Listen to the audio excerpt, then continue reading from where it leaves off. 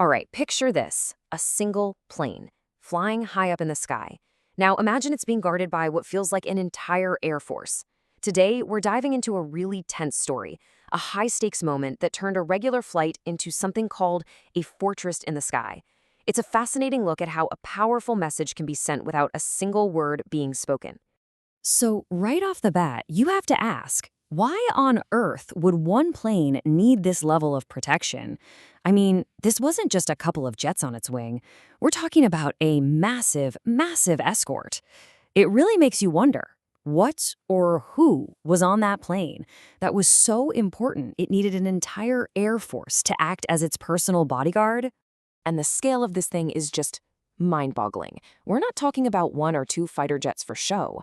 No, this was a full-on deployment of nearly 20 fighter jets, plus some other really critical aircraft. This was not a symbolic gesture.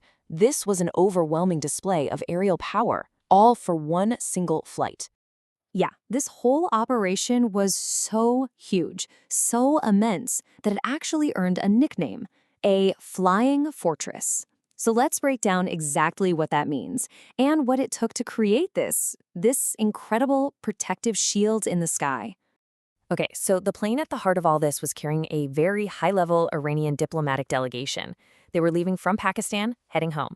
But in this incredibly unusual move, the Pakistan Air Force mobilized everything to create this protective bubble, this flying fortress, to make absolutely sure they got home safe. So this flying fortress, it was really a combination of brawn and brains. The brawn, well, that came from almost 20 fighter jets, a powerful physical shield.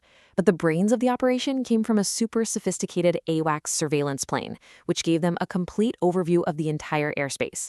Put it all together, and you've got this multi-layered, seemingly unbreakable defense. But why?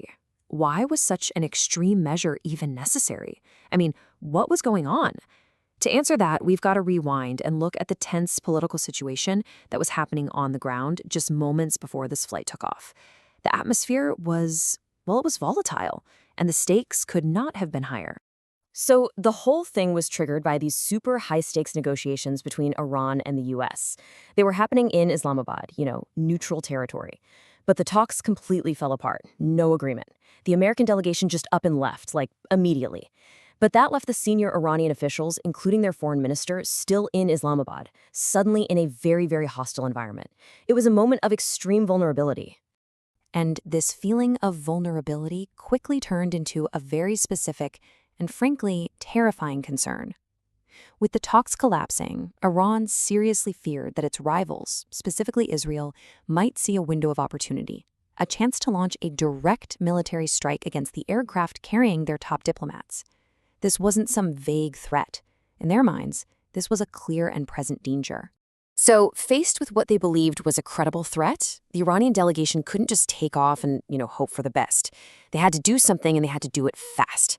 That desperation led to a critical, last-minute plea that would set this entire incredible operation in motion. And what happened next unfolded with unbelievable speed. Right before they were supposed to leave, Iran shared their fears with their host, Pakistan. And Pakistan's response?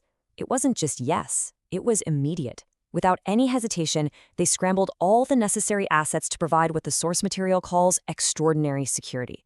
It was truly a race against time, and a very decisive choice was made. So, what was the real message here? Let's analyze this.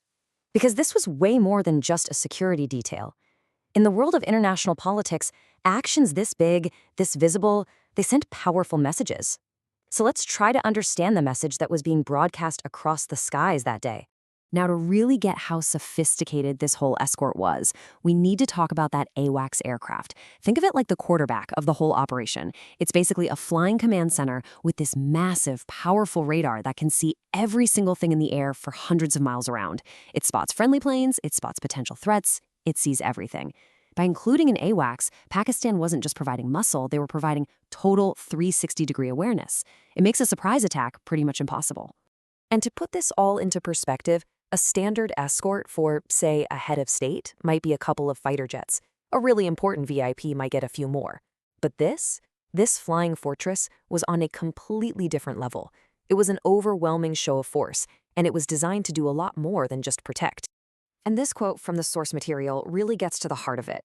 The whole point of the mission wasn't just to defend against a potential attack. It was to make an attack completely unthinkable.